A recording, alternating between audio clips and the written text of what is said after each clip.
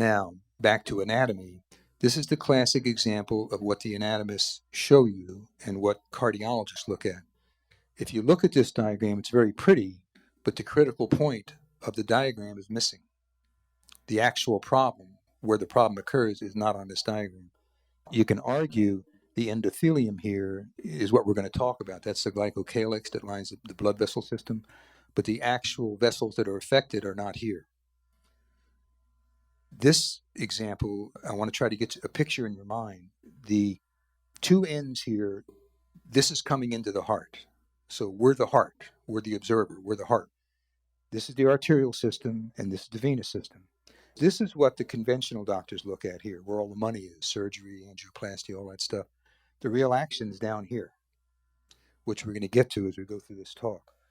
Again, it's kind of another example, and the point of the example is the critical blood vessel that needs to be looked at is not on this diagram. Now, what we're going to talk about here is macrocirculatory disease versus microcirculatory disease.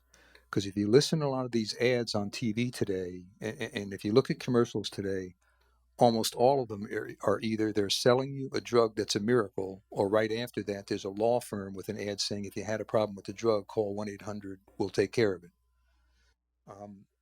But if you listen carefully, a lot of the ads for blood pressure and diabetes medicines, you'll hear the announcer use the term macrocirculatory disease, macrovessel disease, which implies there's another circulation in the body, and that's the microcirculatory system. Now, this diagram here gets more to the essence of the problem. What the conventional folks look at is all this adventitial stuff out here, a large artery with the muscularis layer and the adventitia. But if you notice, the only vessel that goes through the entire circulation system is the endothelium. When it goes into capillary beds, it's just naked endothelium. There's nothing supporting it.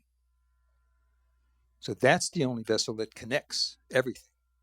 All the other stuff is kind of an illusion in collective medicine's mind, where plaquing, cholesterol, this, everybody's got a theory about whatever, but all of it comes from this.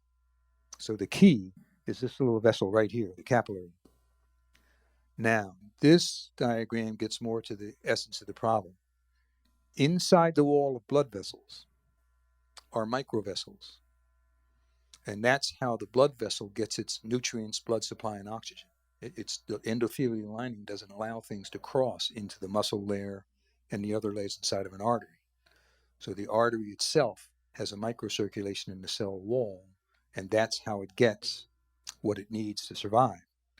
And the microcirculation is the capillary, it is the endothelium, it is the glycocalyx. It is a biofilm that goes through the whole circulation, and it has function.